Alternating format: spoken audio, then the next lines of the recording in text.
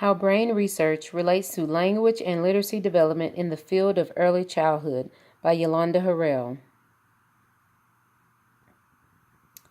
As a teacher in the field of education, I have worked with children ranging between the ages of 5 years to 8 years old. This is a very critical age range, one at which I will explore more in-depthly. In this presentation, we will take a look at 3 different brain research topics. What are brain mechanisms in early language acquisition? What happens in the brain as very young children learn, and what happens in the brain when you learn a new language. So let's take a look at what are brain mechanisms in early language acquisition. Exposure to language in the first year of life influences the brain's neural circuitry even before infants speak their first words, according to neural and behavior research studies. Comparative studies at the phonetic level have allowed researchers to examine the uniqueness of human language processing abilities. Researchers are also beginning to discover how exposure to 2 languages early in infancy produces a bilingual brain.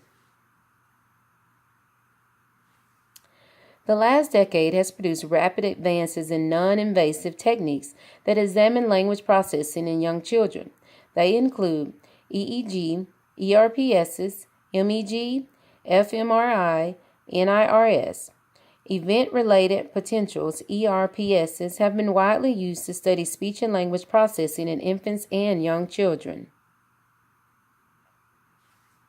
Language learning is a deep puzzle that theories and machines struggle to solve, but children accomplish with ease. Research on infants' phonetic perception in the first year of life shows how computational, cognitive, and social skills combine to form a very powerful learning mechanism. Now, what happens in the brain as very young children learn? Well, children's neurological development in early life is a continuous process, as all learning builds on things learned before. For example, a child begins to hold his or her head erect while supported on a lap at or around the 3rd to 5th month of life. More complex activities such as auditory and visual discrimination, language, and attention are also highly dependent on previous pillars. 3 interrelated and mutually reinforcing conditions are required for development to occur. Neurobiological structure, that's the nervous system, especially the brain, must be mature and ready for learning. Stimulus, children must be encouraged to learn. Usually such stimuli are promoted by parents, relatives, and caregivers.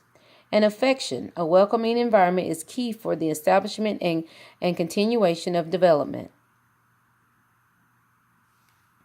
The struggle of the nervous system starts in the womb for a few weeks after conception, with the formation of the neural tube from which develop the brain, the brainstem, and the spinal cord. The brain's maturation process happens in 4 phases: neural multiplication, migration, and organization of cell architecture, synapses, that's connection between neurons, and myelination, that's neural coding. And I have a couple pictures here from 13 weeks, goes all the way up to 21 weeks, and it's just showing different pictures and how the brain grows and changes over time. When parents are more aware of the importance of their role, they may be more likely to parent in ways that help their children's brain to develop. We should invest in seeking to offer the most favorable conditions for a family environment that fosters the building of an integral and integrated human being. So let's take a look at what happens in the brain when you learn a new language. According to Mackey in 2014, increasing the size of your brain is one attribute to learning a new language, according to Swedish scientists that discovered this when they used brain scans to monitor what happens when someone learns a second language.